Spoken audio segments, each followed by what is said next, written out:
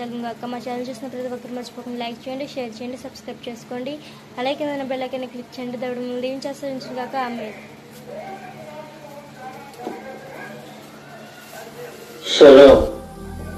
మన ప్రభువుడు రక్షకుడైన యేసు క్రీస్తు నామములో మీ అందరికీ కూడా నా యొక్క శుభాలు తెలియజేస్తూ ఉన్నాను. మీరందరూ కూడా బాగున్నారు కదా? మీరు సంతోషంగా ఉండాలని, దీవెనికరంగా ఉండాలని, ఆశీర్వాదకరంగా ఉండాలని నా ఆశ, నా కోరిక, నా ప్రార్థన. ప్రియమైన దేవుని యొక్క బిడ్డలారా, ఈ యొక్క ఉదయకాల సమయంలో పరిశుద్ధాత్మ దేవుడు మనతో ఆయన మాట్లాడటానికి ఆయన ఇష్టపడుతూ ఉన్నాడు.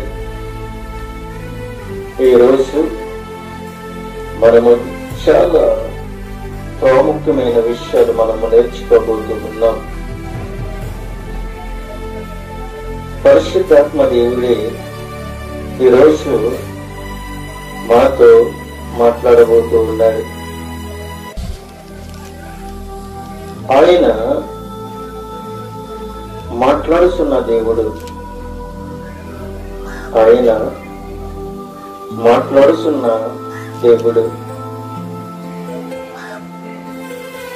మనమైతే మాట్లాడతాం, కానీ ఏమి మాట్లాడతామో మనకి తెలియదు. ఏమి మాట్లాడినప్పటికీ కూడా అర్థం లేని మాటలు మనము మాట్లాడుతూ ఉంటాం. యేసుక్రీస్తు ప్రభు వారు కొన్ని సందర్భాలను బట్టి ఆయన మాట్లాడుతూ ఉన్నాడు.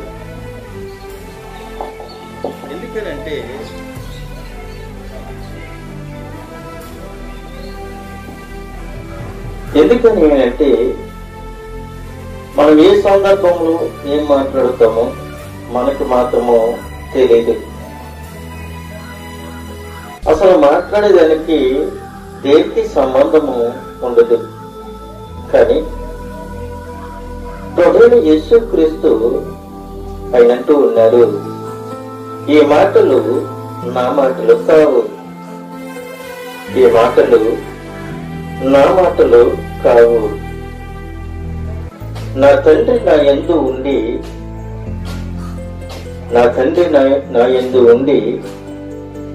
ఆయన మాట్లాడుతున్న మాటలే నేను మాట్లాడుతూ ఉన్నాను అని చెప్తూ ఉన్నారు.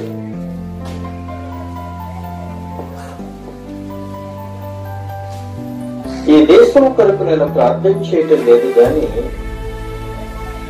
ఈ దేశంలో ఉన్న నా ప్రజల కొరకు నేను ప్రార్థన చేస్తూ ఉన్నానని ప్రభువైన యేసుక్రీస్తు చదివిస్తూ ఉన్నారు.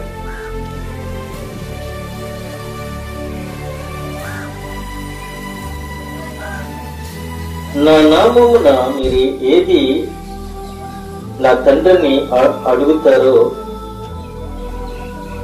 నా తండ్రి మీకు అనుగ్రహిస్తాడు అని చెప్తూ ఉన్నారు. ఆయన నామము పరిశుద్ధమైనది, ఆయన నామము పరిపూర్ణమైనది. ఆయన నామంలో అనేకమైన అద్భుతాలు జరుగుతాయి.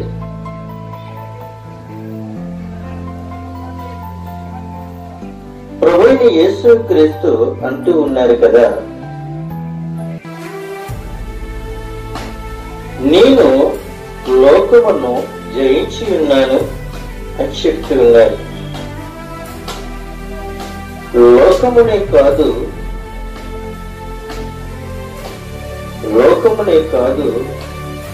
లోకములో ఉన్న ప్రజలను కూడా ఆయన జయిస్తూ ఉన్నారు.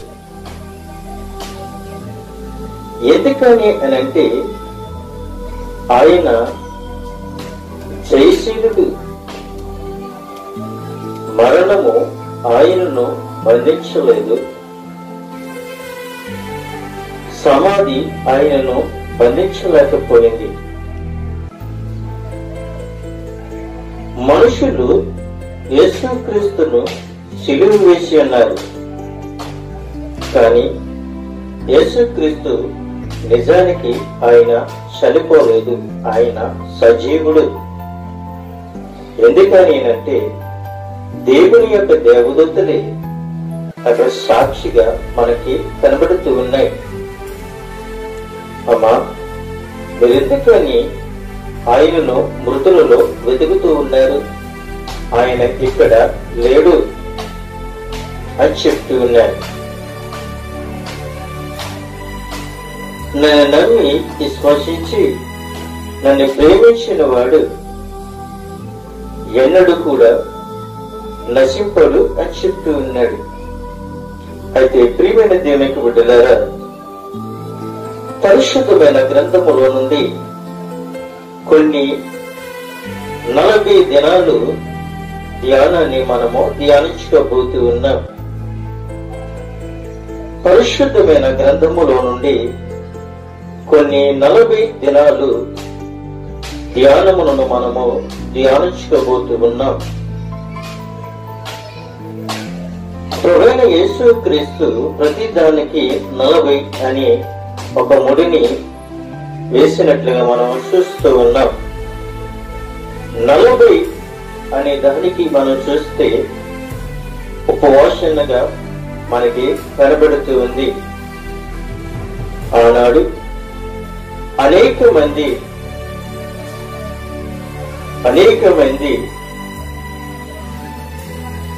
ఉపవాసంలో ఉన్నట్లుగా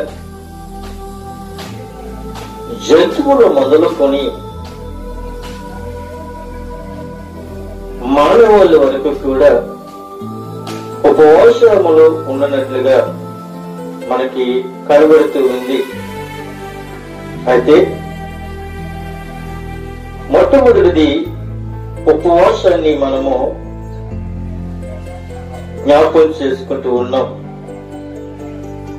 మొట్టమొదటి ఉపవాసములోను 40 దినాలు గురించి మనము నేర్చుకోబోతూ ఉన్నాం. లెంటు దినాలలో మనమున్నాం. ప్రియమైన దేవుని యొక్క బిడ్డలారా, మనకి లెంటు అన్న ఇంగ్లీష్ పదంలో మనం చూసినట్లయితే డిక్షనరీలో మనకి కనబడుతూ ఉంది. క్రైస్తవుడు తనకిష్టమైన వాటిని పెట్టు కాలం అని మనకి తెలియపరుస్తూ ఉంది. అయితే ప్రియమైన దేవుని యొక్క బిడ్డలారా, గొప్ప దేవుడు మన దేవుడు. ఆయన మనతో ఆయన మాట్లాడుతూ ఉన్నారు. అయితే ఆయన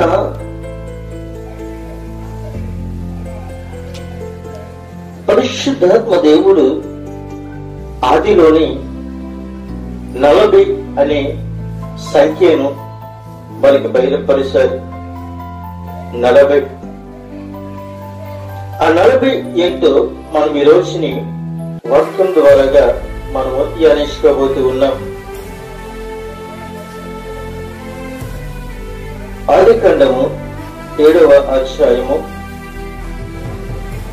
4వ వచనం నుండి 12వ వచనం వరకు మనము ధ్యానించుకోబోతూ ఉన్నాం.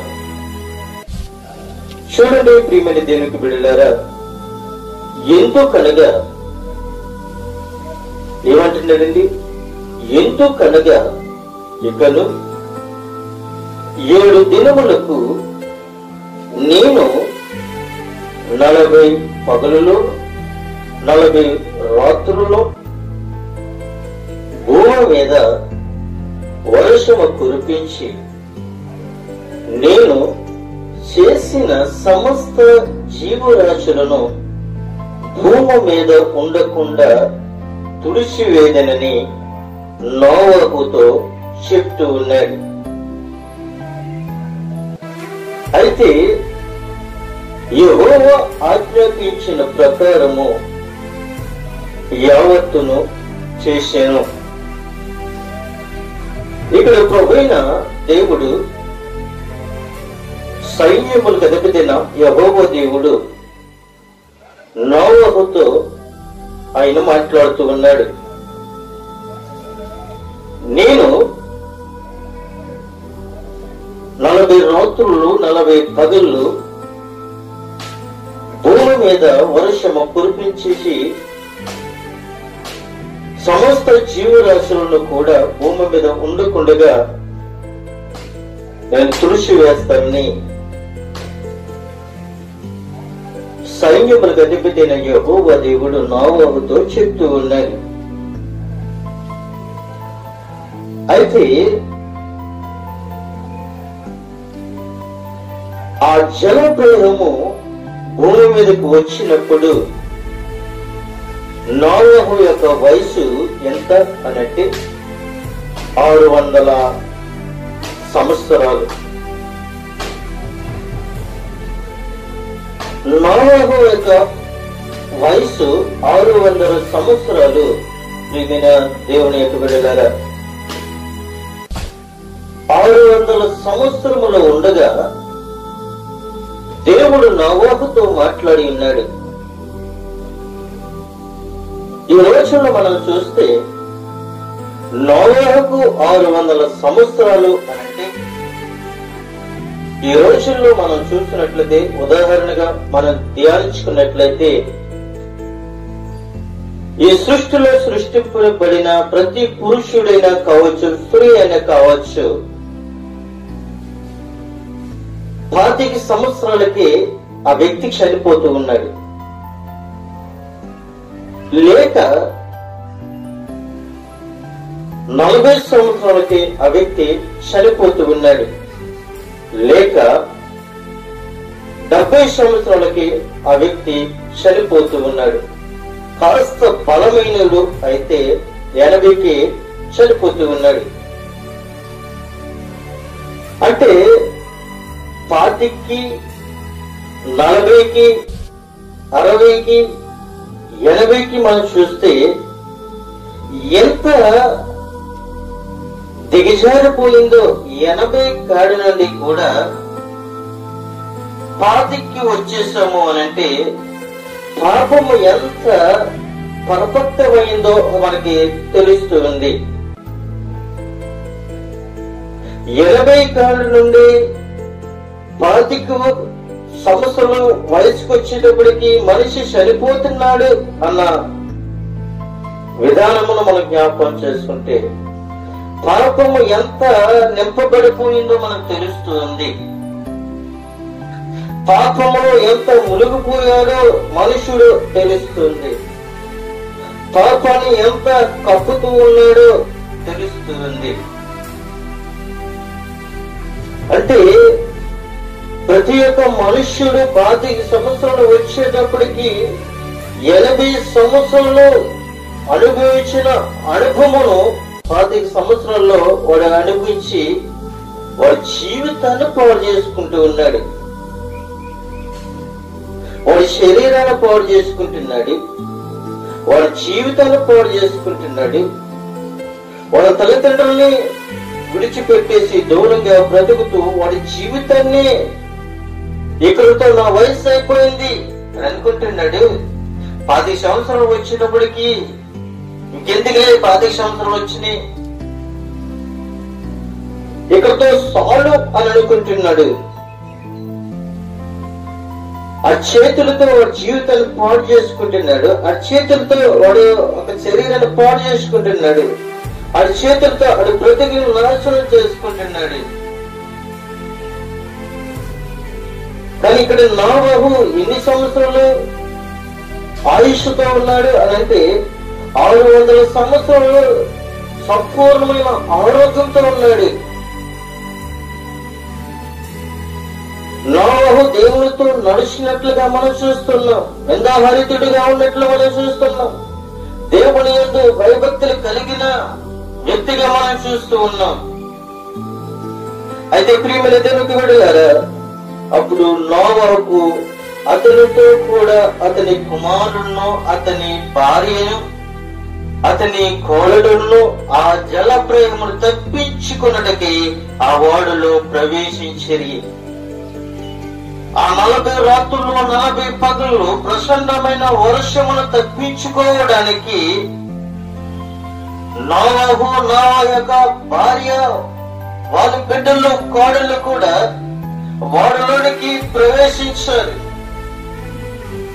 వాళ్ళు తప్పించుకోవడానికి ఆ ఓడలోనికి ప్రవేశించారు.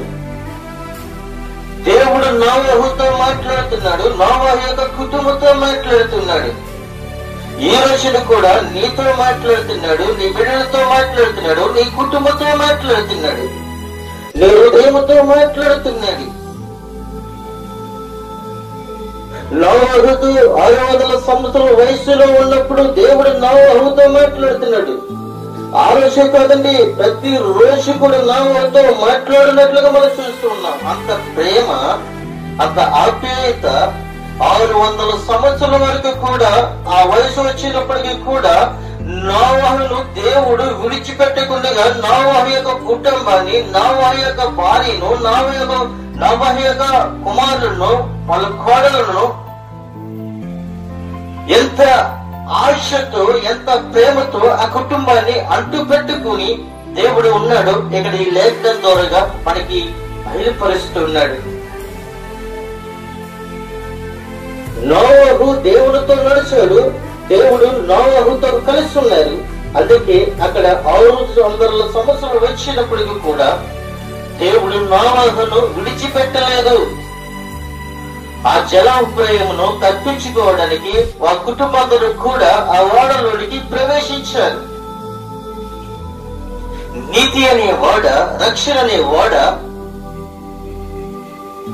ఆ ఓడలోనికి నోవహు కుటుంబందరూ కూడా ప్రవేశించినట్లుగా మనం చూస్తూ ఉన్నాం. మనం ఏ ఓడలోకి ప్రవేశిస్తున్నామో మనము ధ్యానం చేసుకోవాలి, ధ్యానించుకోవాలి. కానీ ప్రియమైన దేవునికి బిడ్డలారా, దేవుడు నోవహునకు ఆజ్ఞాపించిన ప్రకారము ప్రతి జంతువులోను, పవిత్ర జంతువులోను, పక్షులలోను, నేల మీద ప్రాకులన్నిటిలోను మగదియు ఆడదియు జతలు జతలుగా ఓడలోనున్న నోవహు యొద్దకు చేరినట్లుగా మనం చూస్తూ ఉన్నాం. అంటే పవిత్రమైన, చూడండి, పవిత్ర జంతువులు అన్న విషయాన్ని ఇక్కడ చూస్తూ ఉన్నాం. పవిత్ర జంతువులు అన్న విషయాన్ని మనం చూస్తూ ఉన్నాం. ఎందుకని అంటున్నాడు అంటే అక్కడ పవిత్ర జంతువులు అని చెప్తున్నాడు. జంతువులు శాశ్వతమైనగా చూపిస్తూ ఉన్నాడు. జంతువులు పవిత్రమైనగా ఆయన చెప్తూ ఉన్నాడు. కానీ మనుషులు జంతువుల కంటే హీనంగా బ్రతుకుతూ ఉన్నారు. మనుషులు జంతువుల కంటే హీనమైన బ్రతుకుతూ ఉన్నారు ఈ రోజుల్లో. జంతువులు ప్రవర్తించినట్లుగా స్త్రీ పురుషులు ప్రవర్తిస్తూ ఉన్నారు ఈ రోజుల్లో. వాళ్ళ భార్యనే కావచ్చు, భర్తనే కావచ్చు, ఎవరైనా కావచ్చు. ప్రియమైన దేవునికి బిడ్డలారా, స్త్రీ పురుషులు ఇద్దరు కూడా జంతువు పొదుగునట్లుగా పొదుగుతూ ఉన్నారు ఈ రోజుల్లో. ఎందుకంటే ఒక దేశంలో ఒక కొత్తగా వివాహం చేసుకుని ఆ వివాహ దంపతులు రహస్యంగా ఒక రహస్యమైన ఆ యొక్క గృహంలోకి వెళ్లి దాంపత్య జీవితాన్ని జీవించాలి. కానీ వాళ్ళు ఏం చేస్తారో తెలుసా? రహస్యంగా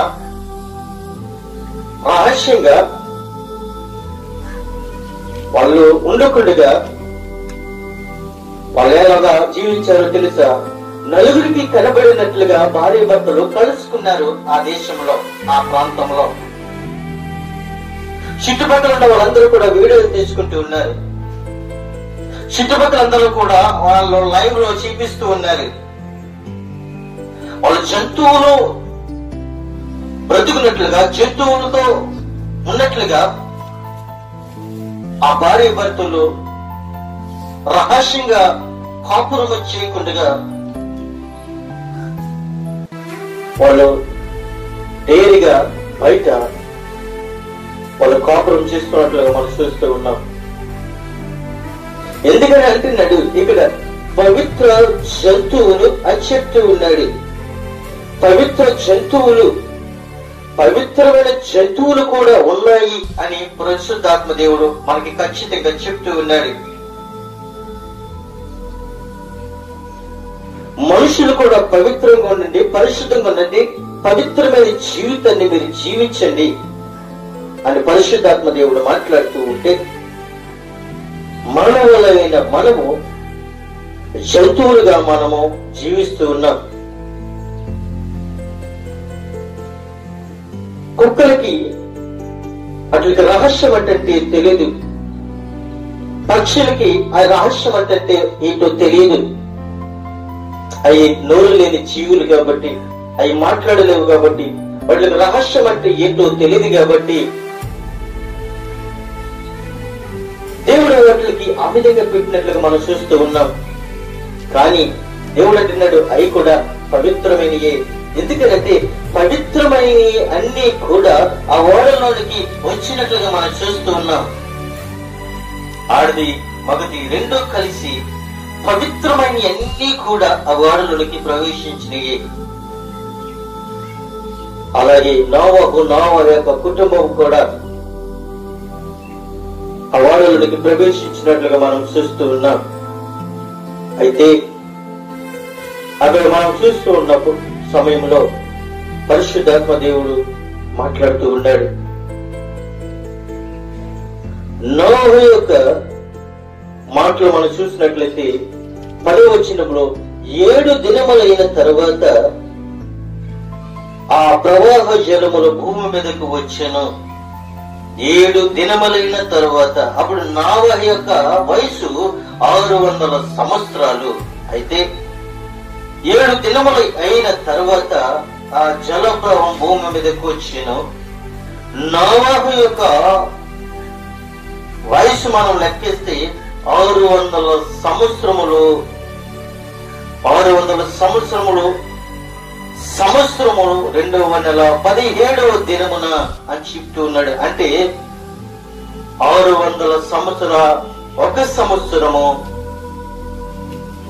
2వ నెల 10వ దినమున మహాగాధములు ఊటలన్నీ ఆ దినమందే విప్పబడిను అని విషయాన్ని మనం చూస్తూ ఉన్నాం. ఆకాశ తూములు విప్పబడిను. 40 పగళ్ళు 40 రాత్రులు ప్రచండ వర్షము భూమి మీద కురిపించను. అంటే దగ్గరగా ప్రియమైన దేవునికి బిడ్డలారా,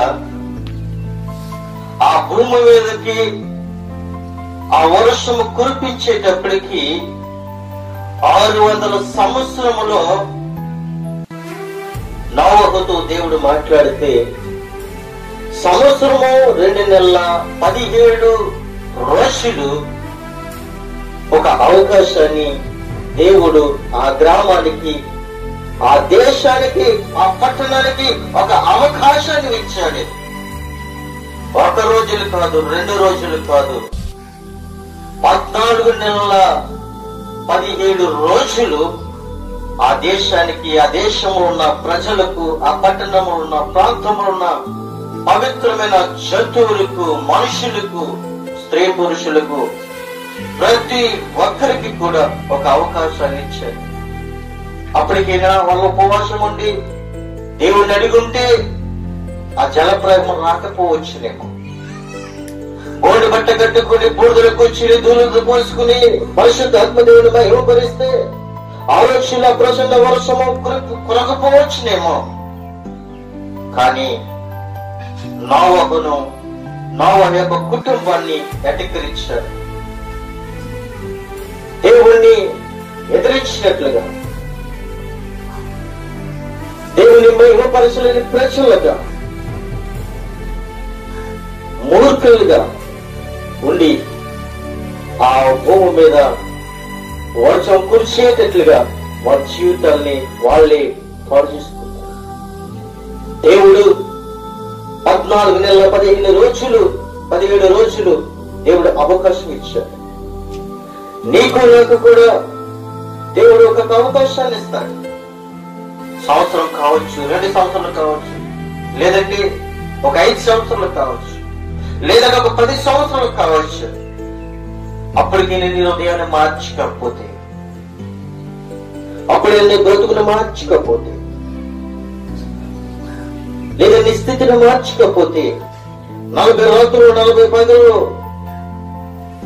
40 రాత్రులు 40 పగలు ప్రచండ వర్షం కురిసినట్లుగా ఆ భూమి మీద నీవు నేను కూడా ఉండకుండా నాశనం చేసేద్దు. ఇప్పుడు కూడా దేవుడు అంటూ ఉన్నాడు, ఒక అవకాశాన్ని ఇస్తున్నాడు.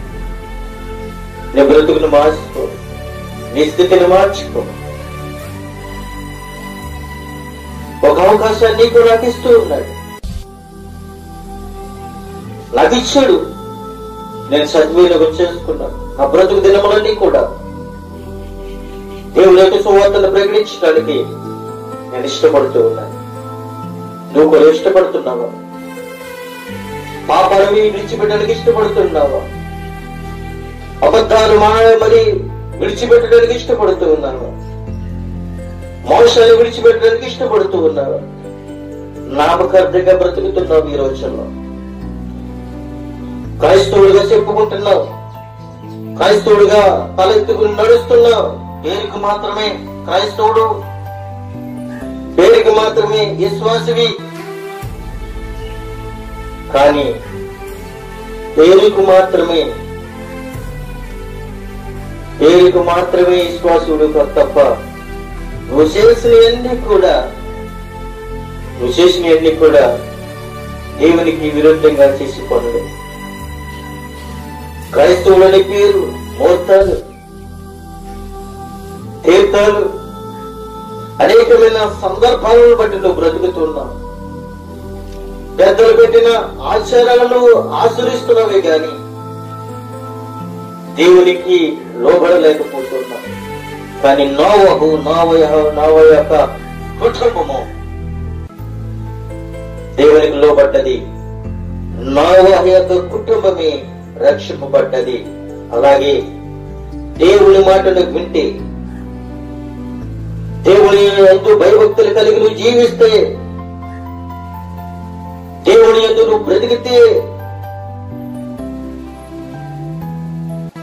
దేవుడు సదాకాలం నీతో ఉంటాడని నేను నమ్ముతూ ఉన్నాను. నమ్ముడు దేవులనెత్తి నమ్మవారికి సమస్తము సాధ్యమని ప్రభుత్వ దేవుడు మాట్లాడుతూ ఉన్నాడు.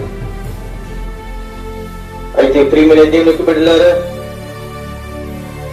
పరిశుద్ధాత్మ దేవుడు మరి ఒక మాట మనం చూసినట్లయితే ఆయన మన కన్నీటి ప్రార్థన ఆయన చూడాలని, కన్నీటి ప్రార్థన ద్వారాగా దాన్ని వేడుకుంటారో లేదు అని ఆయన అడుగుతూ ఉన్నాడు. అయితే నోవహు కుటుంబం వల్లే, నోవహు కుటుంబం మాత్రమే రక్షించను. అట్లే మనము కూడా నోవహు కుటుంబం వల్లే 40 దినముల దేవుని సన్నిధిలో నుండి పాపము ఒప్పుకుని కన్నీటి ప్రార్థన చేసి రాబోయి అగ్ని ప్రళయం నుండి తప్పించుకోవచ్చును. ఎందుకంటే ప్రియమైన దేవుని బిడ్డలారా, 2వ పేతురు 3:10 మనం చూసినట్లయితే ప్రభు దినము దొంగ వచ్చినట్లుగా వచ్చును. ప్రభు దినము దొంగ వచ్చినట్లుగా వచ్చును. మన ప్రభు దొంగ కదండి నువ్వు అనుకోవచ్చేమో. దొంగ ఏ సమయం వస్తాడో తెలియదు కాబట్టి అటువంటి సమయాన్ని నిద్రపోయిన సమయంలో రావచ్చు దొంగ, గాఢ నిద్రలో ఉన్నప్పుడు రావచ్చేమో దొంగ,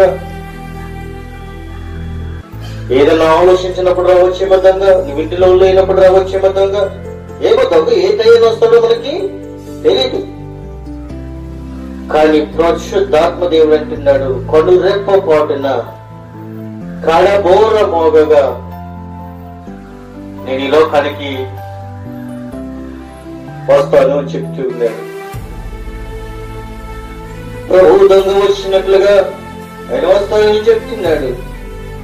ఆ దినమున ఆకాశములు మహాధ్వనితో గతించిపోవును, పంచభూతములను మిగటమై వేంద్రముతో లయమైపోవును, భూమి దాని మీద ఉన్న కృత్రిమములను కాలిపోవును, ఇవన్నీ కూడా లయమైపోవునని ఇక్కడ అపోస్తలుడైన పౌలు తిమోతికి రాసిన పత్రికలో ఆ సంఘానికి బయలుపరుస్తూ ఉన్నాడు. అయితే ప్రియమైన దేవునికి బిడ్డలారా, ఇక్కడ మరి ఒక మాట మనం చూసినట్లయితే నోవహు యొక్క కుటుంబాన్ని మనం చూసాం. దేవుడు తన ఉగ్రతని ఆ దేశంలో ఉన్న ప్రజలందరినీ కూడా తుడిచివేసినట్లుగా లేఖనం ద్వారాగా మనం చూసాం. మరి ఒక్కటి మనం చూస్తాం ప్రియమైన దేవునికి బిడ్డలారా, మరి యొక్క మాట మనము చూడబోతూ ఉన్నాం. మోషేని కూడా మనం జ్ఞాపకం చేసుకుందాం. నిర్గమకాండము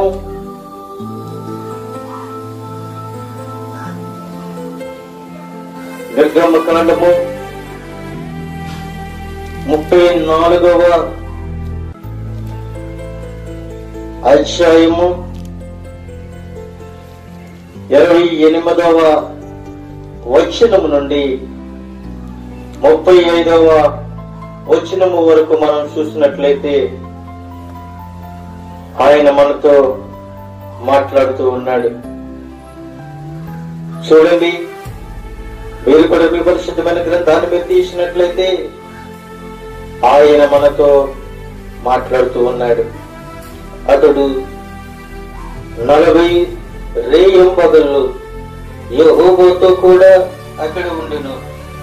అతడు భోజనము చేయలేదు, నీళ్లు తాగలేదు. ప్రియమైన దేవునికి బిడ్డలారా, మోషే ఆయన సీనాయి పర్వతం మీద ఆయన 40 రాత్రులు ఉన్నాడు.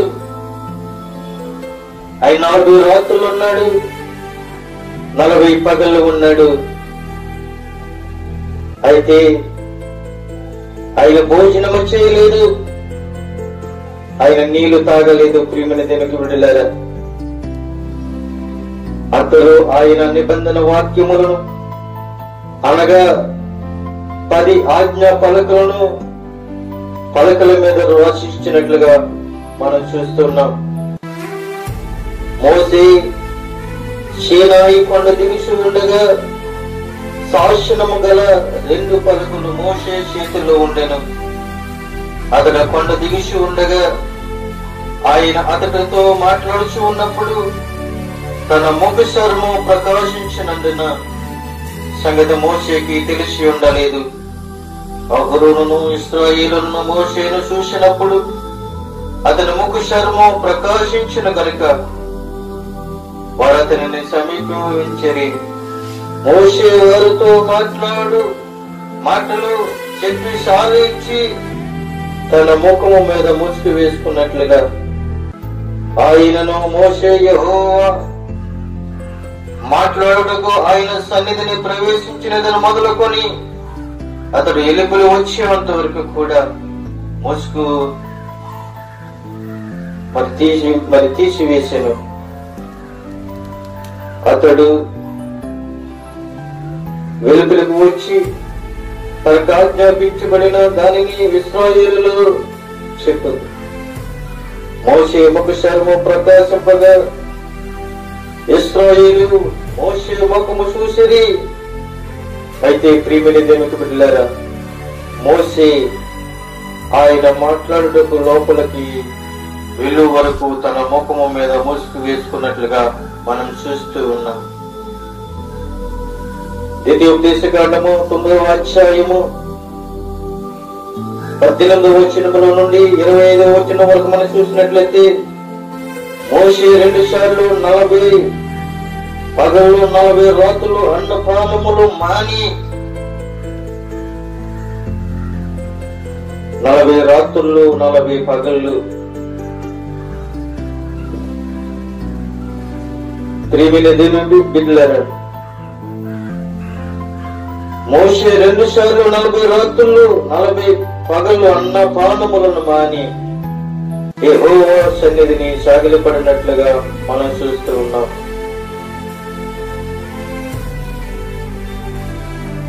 మోషే 40 రాత్రులు 40 పగలు సాగిలపడ్డాడు. నేను రోజు ప్రార్థన చేస్తూ ఉన్నప్పుడు మోకాల ముందుండి ప్రార్థన చేయాలని అనుకునేవాడిని. మోకాల ప్రార్థన చాలా శాస్త్రమైనది. అయితే నాకెందుకో గాని నా పరిశుద్ధాత్మ దేవుడు నాతో మాట్లాడి ఉన్నాడు. సాగిలపడి నాకు ప్రార్థన చేయగలవా అని ప్రభువైన దేవుడు నాతో మాట్లాడి ఉన్నాడు. రాత్రికాల సమయంలో 3 గంటల సమయంలో సాగిలపడి పరిశుద్ధాత్మ దేవునికి ప్రార్థన చేస్తూ ఉండగా పరిశుద్ధాత్మ దేవుడు నాతో మాట్లాడి ఉన్నాడు. నేను ప్రతిరోజు మోకాళ్ళ ప్రార్థన చేసేవాడిని. ఈ రోజు నేను దేవునికి సాగిలపడి ఉన్నాను. మోకాళ్ళ ప్రార్థన శాస్త్రమైనది. సాగిలపడి చేసిన ప్రార్థన చాలా ప్రాముఖ్యమైన ప్రార్థన. ఆ ప్రార్థన చేస్తున్నప్పుడు దేవుడు నాతో మాట్లాడి ఉన్నాడు. అయితే ప్రియమైన దేవునికి బిడ్డలారా, మోషే కూడా యెహోవా సన్నిధిని ఏం చేస్తాడు అంటే సాగిలపడ్డాడు. ప్రియమైన దేవునికి బిడ్డలారా,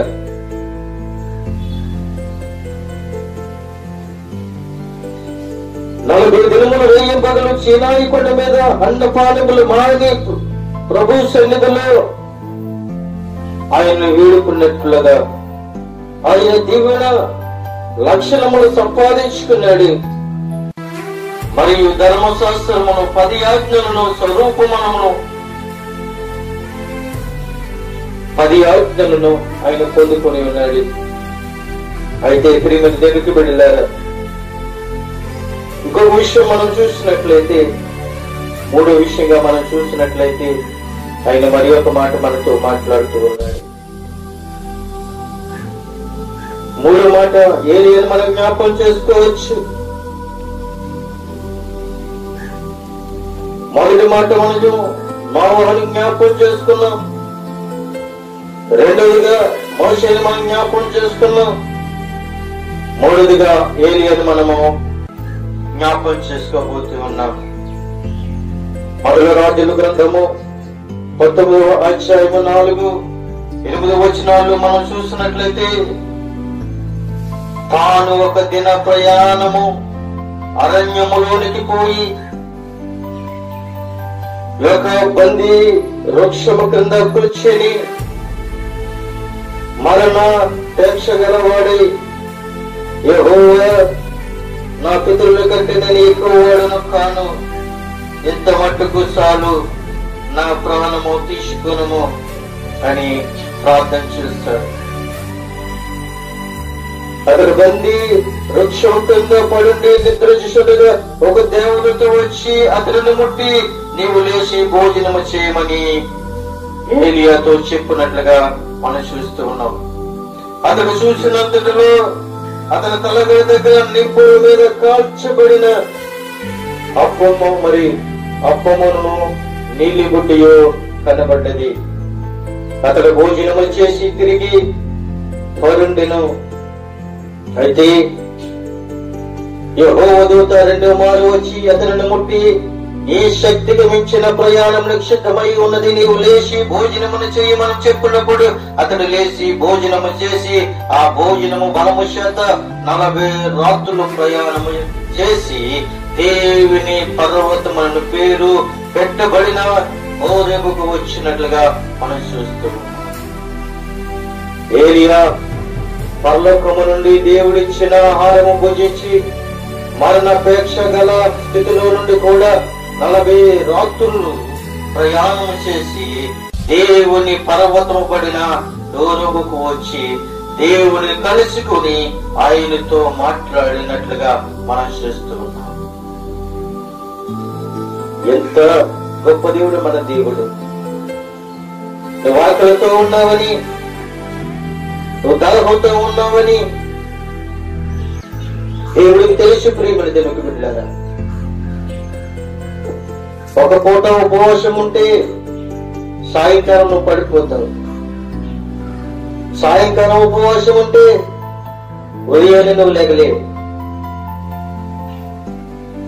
10 మందికి 10 రకాలుగా చెప్తూ, ఏమన్నా నీరసంగా ఉన్నావేంటి, ముఖము వికారంగా ఉన్నావేంటి అంటే, రాత్రి ఉపవాసం ఉన్నానండి, రాత్రంతా ఉపవాసం ఉన్నాను అని చెప్తా. మా ఉదయాన్నే నువ్వు అలా ముఖం ఎలా ఉందండి అని అడిగితే, శ్రమ దినాలు కాదండి, ఉపవాసం అలాగే ఉండాలండి. మాటకి ఉపవాసం ఉన్నానని చెప్తావు గాని నువ్వు 10 మందికి నువ్వు డబ్బిచ్చుకుని టంకేస్తూ ఉన్నావు. నువ్వు ఉపవాసం ఉన్నప్పుడు నీ తండ్రికి మాత్రమే తెలియాలి. రహస్యమందున్న నీ తండ్రికి మాత్రమే తెలియాలి. 10 మందికి కాదు నువ్వు బయలుపరిచేది. అయితే ప్రియమైన దేవునికి బిడ్డలారా, అయితే అతడు భోజనము తర్వాత బలము పొందుకొని మరి ఆయన శక్తి పొందుకున్నట్లుగా మనం చూస్తూ ఉన్నాం. మరి ఒక మాట, 4వ మాట మనం చూసినట్లయితే, నీవే పట్టణాన్ని మరి జ్ఞాపకం చేసుకోవచ్చు. నీవే పట్టణమును మనం జ్ఞాపకం చేసుకోవచ్చు. యోనా గ్రంథము 3వ అధ్యాయము 4వ వచనం నుండి 10వ వచనం వరకు మనం పరిశీలించుకున్నట్లయితే, యోనా ఆ పట్టణములో ఒక దినం ప్రయాణమంతా సంచరించు, ఇక 40 దినములను నీవే పట్టణము నాశనమగునని ప్రకటన చేయగా, నీవే పట్టణము వారు దేవుని యందు విశ్వాసముంచి ఉపవాస దినము చాటించి గనులేమి అలుపులేమి అందరూ గోరుబట్ట కట్టుకొని ఆ సంగతి నీవే రాజుకు విడినబడినప్పుడు అతడు తన సింహాసనము నుండి దిగి తన రాజ్య వస్త్రములను తీసివేసి గోరుబట్ట కట్టుకొని బూడిదలో కూర్చెనను.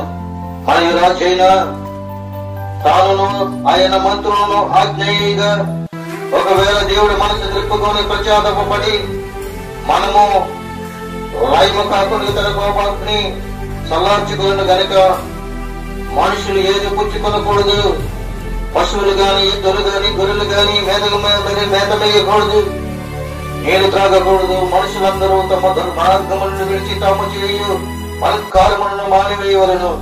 మనుషులేమి సమస్తమును గోడ పెట్టగట్టుకుని జనులను మనము పూర్వకముగా దేవుని వేడుకొనబడిన దూత నీవే పట్టణంలో సాటించి పక్కన చేసిరి. నీవే పట్టణము వారు మనం చూసినట్లు చరితములను మానుకొనగా వారు చేసిన క్రియలు దేవుడు చూసి పశ్చాత్తాపపడి వారికి చేయదనని మాట ఇచ్చిన కీడును చేయకమానెను అన్న విషయాన్ని మనం చూస్తూ ఉన్నాం. నీవే పట్టణం రాజుతో సహా గోనెబట్ట కట్టుకున్నాడు. రాజు తన సింహాసనాన్ని విడిచిపెట్టాడు. ఆ రాజ్యములో ఉన్న ప్రజలకి విజ్ఞాపనలతో మరి బయలుపరిచాడు. చంటి బిడ్డల మొదలుకొని ప్రతి ఒక్కరూ కూడా ఉపవాసం ఉండాలి. జంతువులైనా కావచ్చు, మనుషులైనా కావచ్చు, ఎవరైనా కావచ్చు, మనుషులను కూడా ముట్టకూడదు అని ఆజ్ఞ ఇచ్చి రాజు తన రాజ్య వస్త్రములు తీసివేసి ఆయన ఉపవాసం ఉన్నట్లుగా చూస్తూ ఉన్నాం. నాశనము చేస్తాను అన్న దేశాన్ని వాళ్ళ యొక్క ఉపవాస ప్రార్థన ద్వారాగా దేవుడు గొప్ప కార్యాన్ని చేసినట్లుగా మనం చూస్తూ ఉన్నాం. ముందుగానే చెప్పబడిన గొప్ప ప్రమాదము గురించి నీవు రాజు మొదలుకొని సేవకుల వరకు ఎలాగో ఉపవాసం ఉన్నారు, మనము కూడా ఇంటిలోనికి వారందరము 40 దినములు మందిరముల వరకు వచ్చి ప్రార్థించినట్లయితే 7 ఏళ్ల శ్రమ నుండి మనము తప్పించుకుంటాం. ఈ 40 దినాలు కాదు ప్రియమైన దేవుని బిడ్డలారా, ఈ 40 దినాలు శ్రమలను నువ్వు అనుభవిస్తే, ఈ 40 దినాలు ఉపవాస ప్రార్థనలు నలగబడితే, ఈ 40 దినాలు ఉపవాస ప్రార్థనలో ప్రభుని మహిమపరిస్తే, ఈ యొక్క ఉపవాస ప్రార్థనలో నీ శరీరాన్ని నలగొట్టుకుని పశ్చాత్తాపపడి యథాహీనుడవై లోక రక్షకుడైన యేసుక్రీస్తుని హృదయంలోనికి ఆహ్వానించి మన పాపములను కడుగుకుంటే 7 ఏళ్ల శ్రమల నుండి నీవు తప్పింపబడతావని పరిశుద్ధాత్మ దేవుడు మాట్లాడుతూ ఉన్నాడు. 7 ఏళ్ల శ్రమను తప్పించుకోవాలి. ఇప్పుడు వచ్చిన శ్రమ కాదు ప్రియమైన దేవుని బిడ్డలారా, 7 ఏళ్ల శ్రమలను తప్పించుకోవాలి. ఆ 7 ఏళ్ల శ్రమలను తప్పించుకుంటే ధన్యుడివైన పరిశుద్ధాత్మ దేవుడు మాట్లాడుతూ ఉన్నాడు. ప్రభువు కూడా మనం జ్ఞాపకం చేసుకున్నట్లయితే మత్తయి సువార్త 4వ అధ్యాయం 1-2 వచనంలో మనం చూసినట్లయితే యేసు అపవాది చేత అరణ్యములోనికి కొనిపోబడును. 40 దినములు 40 రాత్రులు ఉపవాసం ఉండడం బట్ట ఆయన ఆకలిగొన్నట్లుగా మనం చూస్తూ ఉన్నాం. ఆయన ఏమయ్యాడు అనంటే అపవాది చేత ఆయన కొనుగోబడినట్లుగా చూస్తూ ఉన్నాం. ఆయన 40 రాత్రులు 40 పగళ్ళు ఆయన అరణ్యంలో కొనుగోబడినట్లుగా మనం చూస్తూ ఉన్నాం. ఆయనకు మనకు మాదిరిగా కనబడ్డాడు ప్రియమైన తెలుగు బిడ్డలారా. 40 రాత్రులు కాదు, 40 పగళ్ళు కాదు ప్రియమైన తెలుగు బిడ్డలారా, 40 నిమిషాలు కూడా మనం ఉపవాసం ఉండలేము. 4 నిమిషాలు ఉపవాసం ఉంటే కళ్ళు తిరుగుతాయి, కాళ్ళు చేతులు లాగుతాయి, పడిపోతాము, లెగలేము, పరిస్థితి మంచాలు పట్టేస్తాం. కానీ పరిశుద్ధాత్మ దేవుడు దావీదు కుమారుడైన యేసుక్రీస్తు 40 రాత్రులు 40 పగళ్ళు కూడా ఆయన అరణ్యంలో కొనుగోబడి అక్కడ ఆకలిగొని ఆయన ఉపవాసం ఉన్నట్లుగా మనం చూస్తూ ఉన్నాం. మార్కు సువార్త 1వ అధ్యాయం 12-13 వచనాల్లో మనం చూసినట్లయితే వెంటనే పరిశుద్ధాత్మ ఆయనను అరణ్యములోనికి తీసుకొని పోయెను.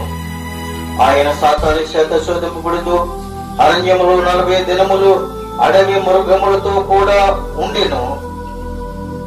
దేవదూతలు వచ్చి ఆయనకు పరిచర్య చేయుచుండెను. ప్రియమైన దేవునికి బిడ్డలారా, ఈ రోజున ఉపవాసం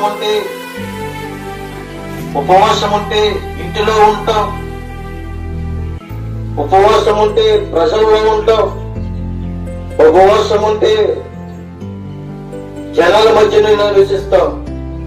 ఎవరన్నా నన్ను చూస్తారేమో, ఎవరైనా నన్ను అడుగుతారేమో అని కోత ఉపవాసాలు మనం చేస్తాం.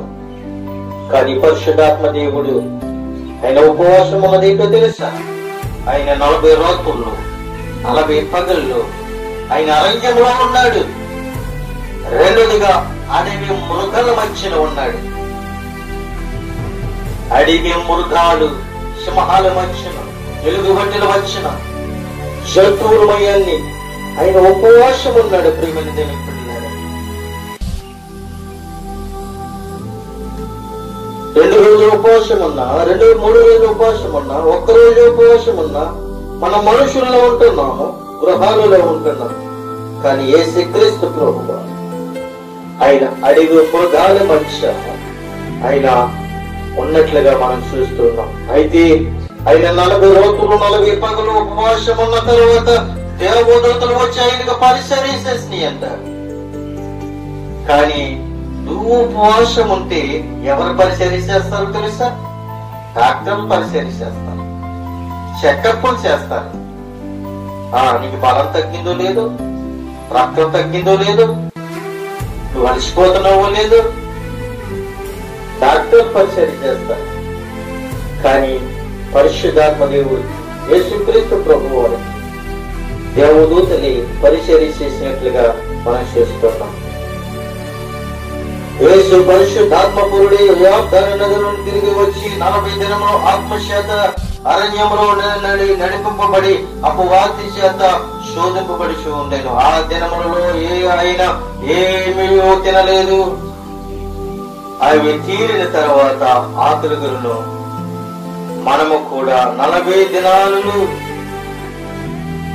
దినాలు ఆచరించి పరిశుద్ధాత్మ శక్తి పొందుకుని 40 దినాలు వాక్యమని ఆహారాన్ని మనము ప్రభు ఇచ్చిన ఆహారాన్ని మనం భుజిస్తే ప్రభు వాక్యము ద్వారా గాని సాతాన్ని మనము జయించగలము. ప్రియమైన దేవునికి బిడ్డలారా, ఆరో విషయంగా మనం చూసినట్లయితే పునరుత్థానుడైన ప్రభు కూడా మనకి బయలుపరుస్తూ ఉన్నాడు. అపోస్తలుల కార్యములు 1వ అధ్యాయములో వచనంలో మనం చూసినట్లయితే క్రీస్తు ప్రభు శిలువ మరణమును సమాధిని జయించి తిరిగి లేచిన తరువాత 40 దినముల వరకు వారు కగ్గబడుచు దేవుని రాజ్యము విషయములను గూర్చి బోధించుచు అనేక ప్రమాణములను చూసి వారికి తాను సజీవులుగా కనపరుచుకున్నట్లుగా మనం చూస్తూ ఉన్నాం. పత్రిక 2వ అధ్యాయం 15వ వచనంలో జీవితకాలం అంతయు మరణ భయము చేత దాస్యములో లేని వారిని విడిపించుటకు రక్తమాంసములు గలవాడి ఈ లోకానికి వచ్చి మరణమును సాతాను బండను బద్దలను సమాధానాన్ని జయించి తిరిగి లేచి తాను సజీవులుగా 40 దినములు కనపరుచుకును. ఆ దాము మొదలుకొని నేటి వరకు ఆయన సజీవులుగానే కనపరుచుకుని ఉన్నాడు. ప్రియమైన దేవునికి బిడ్డలారా, ఈ ప్రత్యక్షల ద్వారా మనము కూడా మన మరణములను కొట్టివేయబడినని విశ్వాసం ఉంచాలి. మన విశ్వాసం ఉంచాలి. ప్రియమైన దేవునికి బిడ్డలారా, మన విశ్వాసం ఉంచాలి. మార్కు సువార్త 16వ అధ్యాయం 15వ వచనంలో చెప్పిన ప్రకారం మీరు సర్వలోకములకు వెళ్ళి సర్వ సృష్టికి సువార్తను ప్రకటించుడని అని పరిశుద్ధాత్మ దేవుడు మాట్లాడుతూ ఉన్నాడు. లాస్ట్ విషయాన్ని మనము విని ముగించాలని ఇష్టపడుతూ ఉన్నాను. 7వ విషయంగా మనం చూసినట్లయితే గోలియాతును మనం జ్ఞాపకం చేసుకోవచ్చు.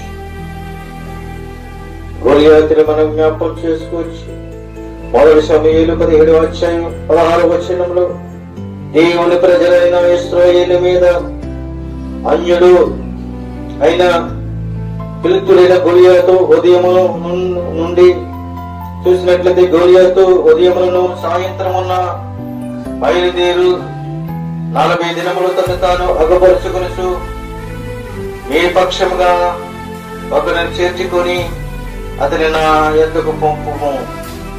అతడు నాతో పోట్లాడి నన్ను చంపగలిగిన ఎడల మేము మీకు దోషులు అవుదామని నేను అతను జయించిన చంపిన ఎడల మీరు మాకు దోషులై మాకు దాస్యమును చేయుదురు అని ఈ రీతిగా చెబుతున్నప్పుడు జీవము గల దేవుడు ప్రజలకు ఆయన గొప్ప కార్యములు చేసినట్లుగా మనం చూస్తున్నాం. జీవము గల దేవుని ప్రజలు భయపడి గడగడ వణుకుచూ ఉండి, అయితే వారు దేవుని ప్రజలు కనుక ఎక్కడున్ననో దేవునికి మొరపెట్టుట మానవులు కనుక గొలియాతు మాదిరిగా సాతాను కూడా శోధనలు, వ్యాధులు, బాధలు, శ్రమలలో ఒక్కొక్కరిని మీద పంపిస్తూ మనుషుల్ని హింసిస్తూ ఉన్నాడేమో గాని సాతానుగాడు శోధనలో పెడతాడు, వ్యాధుల్లో పెడతాడు, బాధల్లో పెడతాడు కానీ జయించేవాడు నా ప్రభువైన యేసుక్రీస్తు. ఎందుకంటే ప్రియమైన తెలుగు బిడ్డలారా, ప్రభు యొక్క శక్తులను బట్టి ఆయన యందు బలవంతులై ఉండాలని 7 విధాలుగా మనము చాలా విషయాలు మనము నేర్చుకోవాలి. అయితే ప్రియమైన తెలుగు బిడ్డల 7 విషయాలు మనము నేర్చుకున్నాం. పరిశుద్ధ గ్రంథములో ఉన్న కొన్ని 40 దినాలు ధ్యానము, నోవహు గ్రంథంలో మనం చూసాం, నోవహుని జ్ఞాపకం చేసుకున్నాం. నిర్గమకాండములో మోషేని జ్ఞాపకం చేసుకున్నాం. మొదటి రోజుల గ్రంథంలో ఏలియాను మనం జ్ఞాపకం చేసుకున్నాం. యోనా గ్రంథంలో నీవే పట్టణాన్ని మనం జ్ఞాపకం చేసుకున్నాం. 6 విషయంలో కృతాడనైన ప్రభువును మనము అపొస్తలుల కార్యంలో మనం జ్ఞాపకం చేసుకున్నాం. మొదటి సమూయేలు గ్రంథములో గొలియాతును మనం జ్ఞాపకం చేసుకున్నాం. 7 విధములైన ఆయుధములు అనగా ఎఫెసీయులకు రాసిన పత్రిక 6వ అధ్యాయం 13వ వచనంలో దేవుడికిచ్చు సర్వాంగ కవచము అని చెప్తూ ఉన్నాడు. దేవుడిచ్చు సర్వాంగ కవచము. మొదటిగా మనం చూసినట్లయితే దేవుడిచ్చు సర్వాంగ కవచము మనం ధరించుకోవాలి ప్రియమైన బిడ్డలారా. రెండోదిగా మనం చూసినట్లయితే ఎఫెసీయులకు రాసిన పత్రిక 6వ అధ్యాయం 14వ వచనంలో నడుమునకు సత్యములను దట్టి ధరించాలి. మూడోదిగా మనం చూసినట్లయితే ఎఫెసీయులకు రాసిన పత్రిక 6వ అధ్యాయం 14వ వచనంలో నీతి అనే మైమరుపు మనము జ్ఞాపకం చేసుకోవాలి. నాలుగో విషయంగా మనం చూసినట్లయితే ఎఫెసీయులకు రాసిన పత్రిక 6వ అధ్యాయం 15వ వచనంలో పాదములకు సమాధాన సువార్త వలనైన సిద్ధ మనుషుని జోడు మనము ధరించాలి. ఐదో విషయంగా మనం చూసినట్లయితే ఎఫెసీయులకు రాసిన పత్రిక 6వ అధ్యాయము 16వ వచనములో విశ్వాసం అనే రావులను మనము జ్ఞాపకం చేసుకోవాలి. 6వ విషయంగా మనం చూసినట్లయితే ప్రియమైన తల్లికి బిడ్డలారా, ఎఫెసీయులకు రాసిన పత్రిక 6వ అధ్యాయం 17వ వచనములో తలకు రక్షణకు మరి శిరస్త్రామును ధరించాలని దేవుడు మనకు బయలుపరుస్తున్నాడు. 7వ విషయంగా మనం చూసినట్లయితే ఎఫెసీయులకు రాసిన పత్రిక 6వ అధ్యాయము 17వ వచనంలో దేవుని వాక్యమును ఆత్మ ఖడ్గమును ఈ 7 మనము సంపాదించుకోగలిగితే అనేక ఆయుధములు కలిగిన గొలియాతు అనబడే సాతానును మనము దావీదు వలె మనుషులకు కనబడి ఈ 7 ఆయుధముల ద్వారా సంపూర్ణంగా జయించవచ్చును. ఎందుకనంటే మా యుద్ధోపకరణములు శరీర సంబంధమైనవి కావు గాని దేవుని ఎదుట దుర్గములను పడదోయబడి జారినంత బలమగలదై ఉన్నదని మనం ఈ రోజుని ఈ విషయంలో మనం ధ్యానము నేర్చుకున్నాం. బైబిల్ విషయంలో మనం జ్ఞాపకం చేసుకున్నట్లయితే అనేకమైన విషయాలు మనము జ్ఞానించుకుని ఉన్నాము. అయితే ప్రియమైన దేవుని బిడ్డలారా, ఈ 40 దినాలు ఈ శిలువ శ్రమ ధ్యాన కోడుకులలో మనం ఎలాగా ఉపవాసం చేస్తున్నాము, ఎలాగా ఉపవాసం చేసి మనం జయం పొందుకుంటున్నాము, మరి దేవుని యొక్క జయం పొందుకుంటున్నాము లేక సాతాను యొక్క ఉచ్చులో పడుతూ ఉన్నాము, మనం జ్ఞాపకం చేసుకోవాలి. ఈ మాటలు వింటున్న నీవు అయినా నేనైనా ఎవరైనా కావచ్చు, లైవ్ లో వింటున్న బిడ్డలైనా కావచ్చు, యూట్యూబ్ లో ఉన్న బిడ్డలైనా కావచ్చు, ఫేస్బుక్ లో ఉన్న బిడ్డలైనా కావచ్చు, ఎవరైనా కావచ్చు. ప్రియమైన బిడ్డలారా, ఈ ఉపవాస దినములలో మనమందరము కూడా ఈ 40 దినాలే కాదు, ఈ 40 దినాల ఉపవాస ప్రార్థన చాలా అమూల్యమైన కనుక ఈ ఉపవాస ప్రార్థన పోతే, ఈ సమయం పోతే మళ్ళీ సమయం అనేది మనకి రాదు కనుక ఆ సమయాన్ని మనం సద్వినియోగం చేసుకుని రాబోయే 7 ఏళ్ల శ్రమల నుండి తప్పించుకోవాలి అంటే ఇప్పుడే పరిశుద్ధాత్మ దేవుడిని యేసు క్రీస్తు ప్రభు వారి యొద్దకు మనం వచ్చి ఉపవాసం ఉండి ఉపవాసము ద్వారాగానే మన శక్తి పొందగలుగుతాము. ఉపవాస ప్రార్థన వలని సాతాన్ని వెళ్ళగొట్టగలుగుతాము. ఉపవాస ప్రార్థన వలని మన స్వస్థతలు పొందుకోగలము. ఉపవాస ప్రార్థనని నువ్వు కుటుంబాన్ని కట్టుకోగలదు. ఉపవాస ప్రార్థనని నువ్వేం చేస్తావో తెలుసా? నువ్వు చదువైనా కావచ్చు, ఉద్యోగాలైనా కావచ్చు, ఆరోగ్యమైన కావచ్చు, ఏదేదో సాధించగలదు. ఎందుకంటే తెలుసా, ఉపవాస ప్రార్థన చాలా పవిత్రమైనది. కొబ్బరికాయలు కొడితే అది మనకు ఉపయోగకరము కాదు, కానీ హృదయాన్ని కన్నీరు నీళ్ళొచ్చి వచ్చి ఆ కన్నీటి ద్వారాగా పరిశుద్ధాత్మ దేవుడిని మహిమపరిస్తే ఆ కన్నీటిని దేవుడు చూచి పశ్చాత్తాపడి నువ్వు అనుకున్నది నెరవేరుస్తాడని పరిశుద్ధాత్మ దేవుడు చెప్తూ ఉన్నాడు. నీవు ప్రజలు కన్నీటి ప్రార్థన, దుఃఖ ప్రార్థన, రాజుతో సహా గోరుబట్ట కట్టుకుని బూడిదలో కూర్చొని దేవుని మహిమపరిచారు. దేవుడు ఆ దేశం మీద ఉన్న ఉగ్రతని తీసివేశాడు. అలాగే నీ మీద, నీ కుటుంబం మీద, నీ గ్రామం మీద ఉగ్రత నుండి, ఈ దేశం మీద ఉగ్రత నుండి తప్పింపవాడని అంటే ఈ ఉపవాస ప్రార్థనని నువ్వు జయం పొందుకోగలవు, గాని దేని వలన కూడా నువ్వు జయం పొందుకోలేవని తెలియపరుస్తూ నా మాటను ముగిస్తూ ఉన్నాను. కొద్ది మాటలు దేవుడు దీవించును గాక. ఆమేన్.